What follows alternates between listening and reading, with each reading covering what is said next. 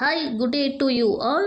ಇದು SEB 5 star online classes presents by SEB rather. So ಇವತ್ತಿನ ದಿನದಲ್ಲಿ ನಾವು ಏನು ಮಾಡೋಣ ಅಂದರೆ ಮೊರಾರ್ಜಿ ದೇಸಾಯಿ ಪರೀಕ್ಷೆ ಏನಿದೆಯಲ್ಲ ಈ ಒಂದು ಪರೀಕ್ಷೆಗೆ ಸಂಬಂಧಪಟ್ಟಂತಹ ಅತಿ ಮುಖ್ಯವಾದಂತಹ ಕ್ವಶನ್ಸ್ ಪೇಪರನ್ನು ನಾವು ಸಾಲ್ವ್ ಮಾಡೋಣ. ಮೊದಲಿಗೆ A1 ಪೇಪರನ್ನು ತೊಗೊಂಡಿದ್ದೆ ನಾನು. ಸೊ ಇವತ್ತಿನ ಕ್ಲಾಸಲ್ಲಿ ಕನ್ನಡ ಸಬ್ಜೆಕ್ಟ್ ಇರುವ 20 ಮಾರ್ಕ್ಸ್ಗಳನ್ನು ನಾವು ಸಾಲ್ವ್ ಮಾಡೋಣ. So let us begin our class. Yes ನೋಡ್ರಿ, ಒಂದನೇ ಪ್ರಶ್ನೆ ಏನಿದೆ, ಒಂದು ಹಳ್ಳಿ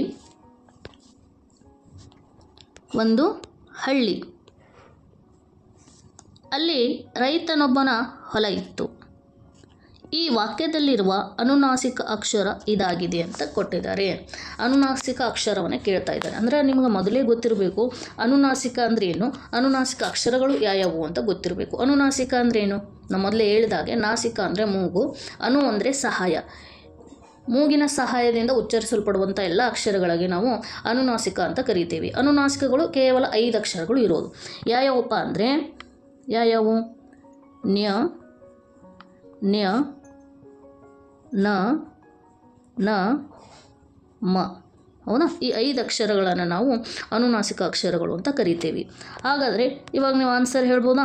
ಹ ಆಗುತ್ತಾ, ಬ ಆಗುತ್ತಾ, ದ ಆಗುತ್ತಾ ಅಥವಾ ನ ಆಗುತ್ತಾ? ಎಸ್, ಯಾವುದಾಗುತ್ತೆ? D is the right answer. So next ನೋಡ್ರಿ, ನೆಕ್ಸ್ಟ್ ಕ್ವಶನ್ ಎರಡನೇದು, ಮಲಿನಗೊಂಡ ನದಿಗಳು ಜೀವ ಸಂಕುಲಕ್ಕೆ ಅಪಾಯಕಾರಿ. ಈ ವಾಕ್ಯದಲ್ಲಿರುವ ಸಂಕುಲ ಪದದ ಸಮಾನಾರ್ಥಕ ಪದ.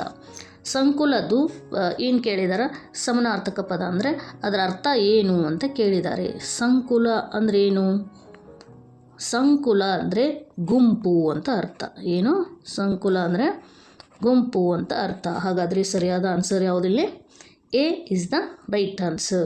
ಸೊ ನೆಕ್ಸ್ಟ್ ನೋಡ್ರಿ, ಏನಿದೆ ನೋಡ್ರಿ, ಮೂರನೇದು, ಜಿಂಕೆಯು ಈ ದಿನದ ಸಭೆಗೆ ಸಿದ್ಧವಾಗಿ ಬಂದಿತ್ತು. ಈ ವಾಕ್ಯದಲ್ಲಿರುವ ಜಿಂಕೆ ಪದದ ಬಹುವಚನ ರೂಪ ಅಂತ ಕೇಳಿದ್ದಾರೆ. ಸೊ ಜಿಂಕೆ ಏನಾಗುತ್ತೆ? ಬಹುವಚನ ರೂಪ. ಎಸ್, ನೀವು ಹೇಳ್ತಾ ಇರೋದು ಕರೆಕ್ಟು. ಜಿಂಕೆ ಏನಾಗುತ್ತೆ, ಅದರ ಮುಂದೆ ಬಹುವಚನ ರೂಪ ಪಡಿಬೇಕಾದ್ರೆ ಗಳು ಎಂಬ ಪ್ರತ್ಯಯವನ್ನು ಹಚ್ಚಬೇಕು. ಜಿಂಕೆಗಳು ಆಗುತ್ತೆ. ಸರಿಯಾದ ಉತ್ತರ ಯಾವುದಾದ್ರೆ ಯಾವುದಿಲ್ಲ? B is the right answer. So next ನಾಲ್ಕನೇ ಪ್ರಶ್ನೆ ನೋಡ್ರಿ, ಸೂರ್ಯನನ್ನು ನೋಡಿದ್ದು ನಿಜವೇ ಎಂದು ತಾಯಿಯು ಮಕ್ಕಳಿಗೆ ಕೇಳಿದಳು. ಈ ವಾಕ್ಯದಲ್ಲಿ ಅಂಕಿತನಾಮ ಪದ ಯಾವುದು ಅಂತ ಕೇಳ್ತಾ ಇದ್ದಾರೆ. ಸೊ ಹಾಗಾದರೆ ಅಂಕಿತನಾಮ ಅಂದ್ರೇನು?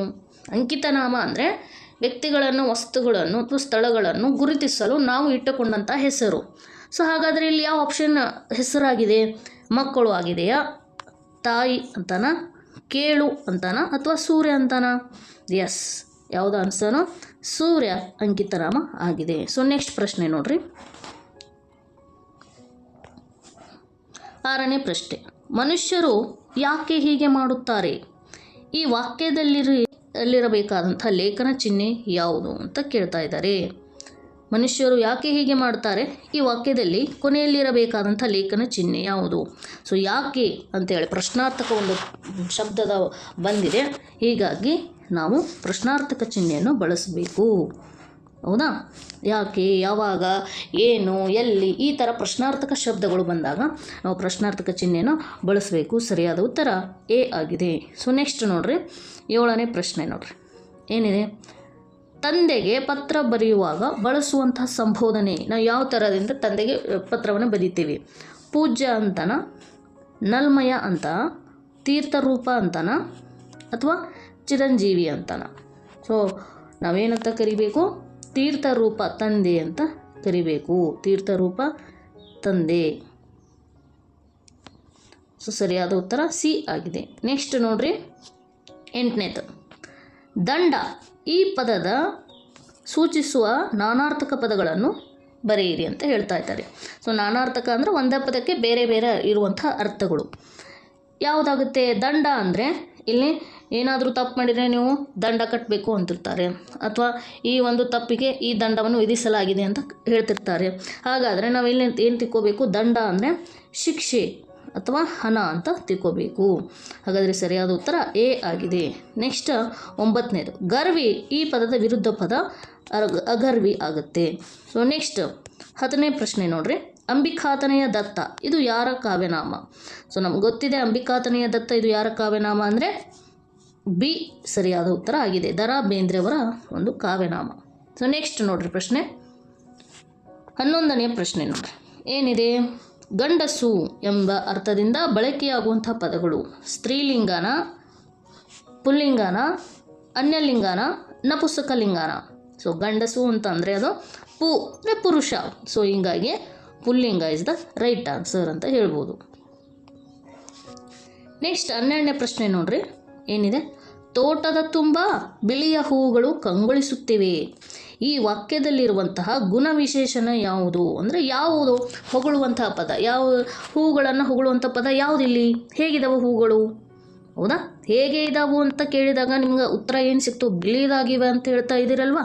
ಎಸ್, ಹಾಗಾದರೆ ಬಿಳಿಯ ಅನ್ನೋದು ಗುಣವಿಶೇಷಣ ಆಗುತ್ತೆ, ಹೂವಿನ ಗುಣವಿಶೇಷಣ. ಹಾಗಾದರೆ C is the right answer ಅಂತ ಹೇಳ್ಬೋದು.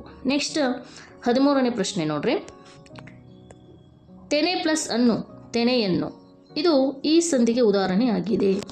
ಸೊ ತೆನೆ ಪ್ಲಸ್ ಅನ್ನು, ತೆನೆಯನ್ನು ನೋಡಿ, ಇದು ಆಗಮ ಸಂಧಿ ಆಗಿದೆ. ಯಾಕಂದರೆ ಉತ್ತರ ಪದದಲ್ಲಿರುವಂಥ ಅ ಅಕ್ಷರ ಹೋಗಿ ಹೊಸದಾದ ಒಂದು ಅಕ್ಷರ ಆಗಮವಾಗಿದೆ, ಅದೇ ಯ ಆಗಮ ಆಗಿದೆ. ಹೀಗಾಗಿ ಯಕಾರಾಗಮ ಸಂಧಿ ಅಂತಲೂ ಹೇಳ್ಬೋದು. ಸೊ ಇದು ಆಗಮ ಸಂಧಿ ಆಗಿರೋದ್ರಿಂದ B is the right answer.